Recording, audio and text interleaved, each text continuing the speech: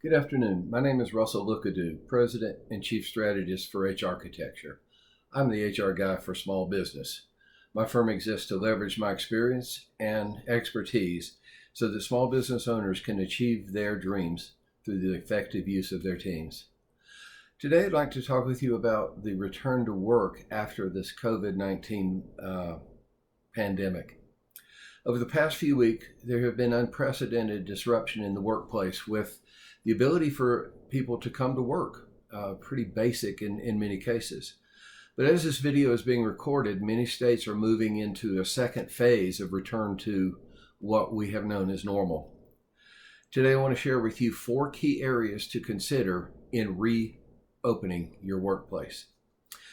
Planned communication, people, physical presence, and policies. So let's start with planned communication. The reopening effort needs to start with a sound communication plan. Leadership must communicate in a positive and certain and accurate manner. Have written and oral communications prepared. Hold frequent team meetings. One recommendation that I really like is before anyone returns to work, it's not already there because some essential employees may be there, but hold an online team meeting or video conference so that the communication is clear, consistent, and available to all employees. This can be recorded so it can be viewed at a later date by other employees. In this communication, it's extremely important that you only communicate information that is from valid sources such as the CDC, OSHA, state and local governments. If you rely on unvetted communication from either some media sources or social media, you're putting yourself at risk of communicating misinformation. Consistency is important to prevent cross-communication and disinformation. Let's talk about the physical workplace. You need to have a plan to have the physical building where they're working ready for their return. Do you need to have physical barriers around things like entrances, hallways, staircases, elevators? Consider a major step of having everyone sign in when they come and go from the building. This is important that if you do have exposure and public health authorities contact you, you can identify who was in the building at the time that the infection may have occurred so that they can do what's called tracing and contact other people who may have been exposed. In the event that you are sued because of a workplace infection, you need to be able to demonstrate that these steps have been put in place and that at the time that they entered the building and claimed to have acquired the virus, you know who is in the building and what their status of infection is. You need to determine also physical cleaning processes and procedures for particularly common space, meeting space, bathrooms, break rooms, and things like that. You may consider long-term establishing automatic doors, hands-free plumbing, and cubicle shields. Many workplaces have the 4-foot cubicles. You may want to think about adding a plexiglass or clear screen another foot or so above that so that when people are in their cubes by themselves, they're not impacted by possible aerial spread. Break rooms may need to be closed or limited. One of my clients has gone in and put on the floor the number of people allowed in a conference room or a break room at any given time. It's important that those facilities are also cleaned at least once a day, if not more. For personal workspaces, each employee needs to be responsible for wiping down and cleaning their individual workspace. I recommend that you remove knickknacks and collectibles from that workspace so that those dust collectors are not virus collectors as well. It's important that you provide the cleaning supplies they need to maintain this personal workspace. You may want to consider providing personal protective equipment such as masks, gloves, and items of that nature. Here's the rule. If you require them to wear the personal protective equipment, you need to provide it at your expense. Let's move now to your people. I think it's important that you have a plan for who comes back to your workplace and when. Many things you can do. First, I would start with a voluntary process and ask those who want to come back or willing to come back to do so in a phased approach. You may want to consider some alternative staggered scheduling, such as half the workforce being there on even days and half the workforce being there on odd calendar days. You can also stagger start and stop time so everybody's not coming and going through the entrances at the same time.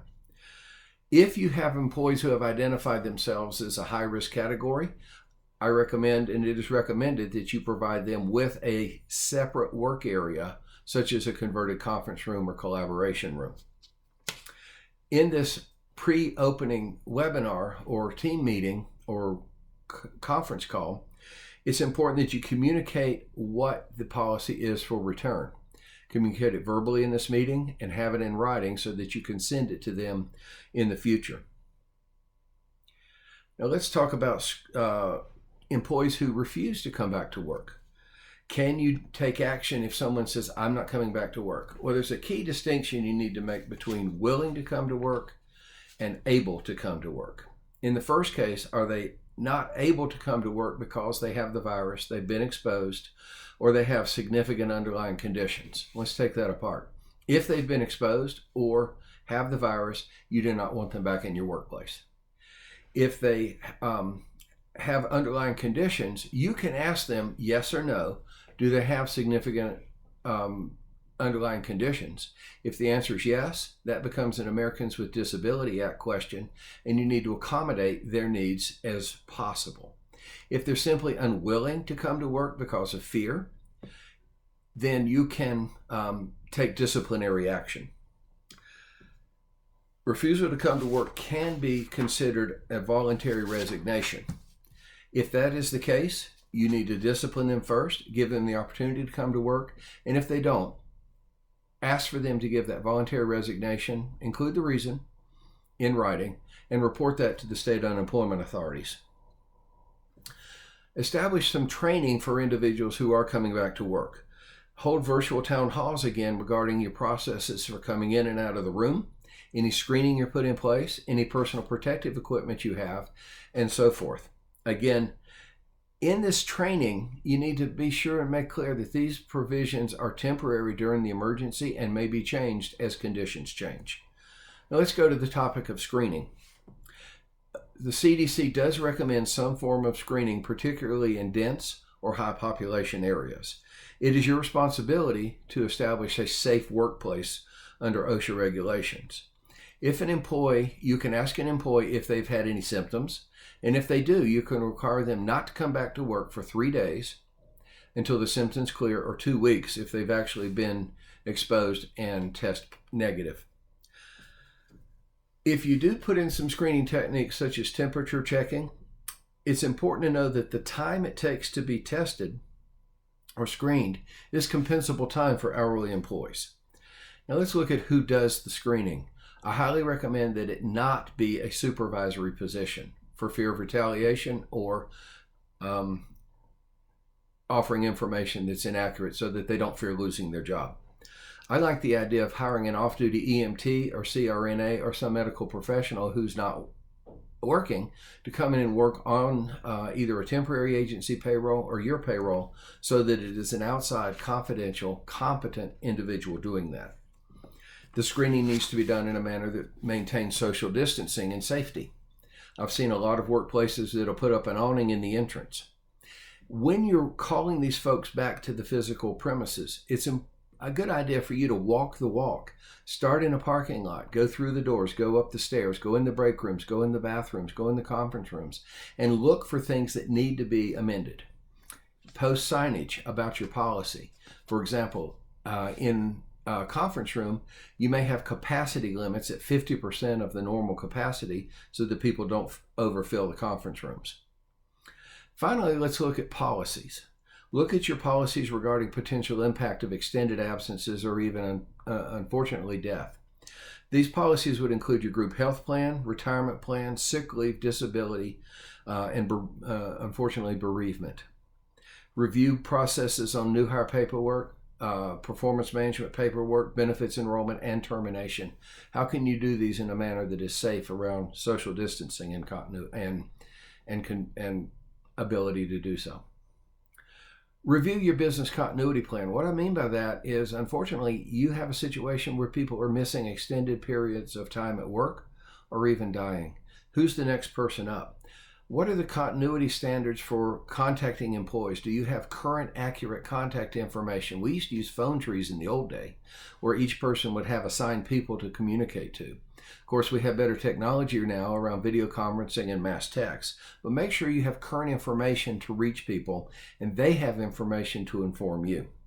Look at where your bulletin boards are publicly. Are they electronic? Are they communal files? How do you get information back and forth to these folks? Many of my clients are using tools like Asana, Microsoft Teams, and other tools so that they have a communal works place. A lot going on around your people, your place, your policies, and your communication. Nothing is more important for leaders than sound, solid communication. As the HR guy for small business, please reach out to me if I can be of assistance, and have a great day.